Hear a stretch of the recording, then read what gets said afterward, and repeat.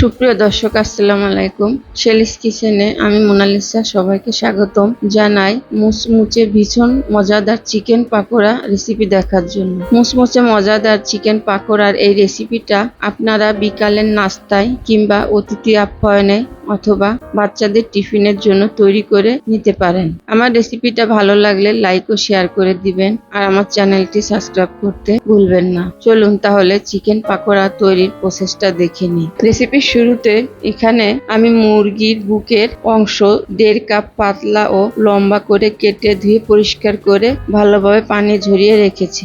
1.5 cup মুরগির মাংসে 250 গ্রামের মতো ওজন হয়েছে।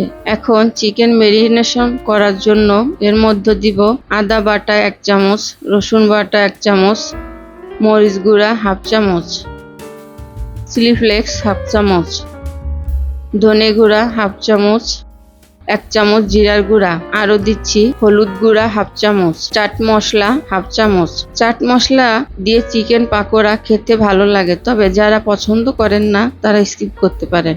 স্বাদ মতো লবণ, লেবুর রস 1 চামচ। লেবুর রস দিলে মাংস তাড়াতাড়ি সিদ্ধ হয় এবং খেতেও মজা হয়। আপনারা এখানে লেবুর রসের পরিবর্তে ভিনেগার দিতে পারেন। সব উপকরণ হাত দিয়ে ভালোভাবে মাখাবো। আপনারা বাচ্চাদের জন্য চিকেন পাকোড়া তৈরি করলে ঝাল কমিয়ে দিবেন। চিকেন পাকোড়ার মিশ্রণ ভালোভাবে মাখানো হলে 30 মিনিটের জন্য ঢেকে রেখে দিব। ফিরে আসছে 30 মিনিট পর। 30 মিনিট পর 1 কাপ পেঁয়াজ কুচি ও 2-3টি কাঁচামরিচ কুচি দিয়ে কিছু সময় মেখে পেঁয়াজ কুচি একটু নরম করতে হবে। পেঁয়াজ কুচি একটু নরম করা হলে এর মধ্যে দিব 2 টেবিল চামচ কর্নফ্লাওয়ার। আপনারা এখানে কর্নফ্লাওয়ারের পরিবর্তে চালের গুঁড়া দিতে পারেন। আরও দিচ্ছি 1/2 কাপ বেসন। এখন দিচ্ছি 1/2 কাপ ধনেপাতা কুচি। যে কোনো পাকোড়া তৈরিতে ধনেপাতা কুচি দিলে পাকোড়ার টেস্ট বেড়ে যায়, এজন্য অল্প করে হলেও ধনেপাতা কুচি দিতে চেষ্টা করবেন। এখানে সামান্য অরেঞ্জ ফুড কালার দিচ্ছি, এতে পাকোড়া দেখতে সুন্দর লাগবে। সব উপকরণ হাত দিয়ে আবারও ভালোভাবে মাখিয়ে নিব।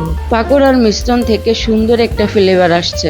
এখানে কর্নফ্লাওয়ার কিংবা চালের গুঁড়ি বাইন্ডিং এর কাজ করবে। প্রয়োজনে অল্প পরিমাণ পানি পাকোড়ার মিশ্রণে অ্যাড করতে পারেন, তবে এখানে বেশি পানি দেওয়া যাবে না।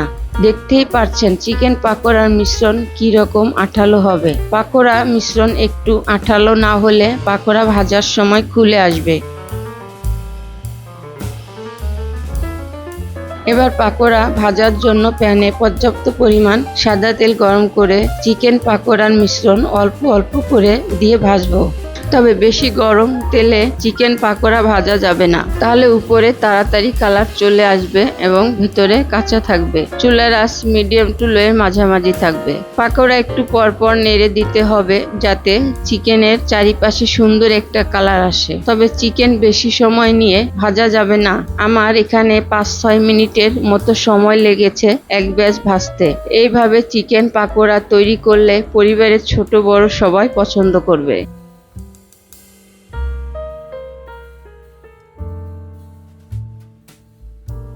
পাকোড়া সুন্দর কালার আসলে উঠিয়ে নিয়ে বাকিগুলো এভাবে ভেজে নেব।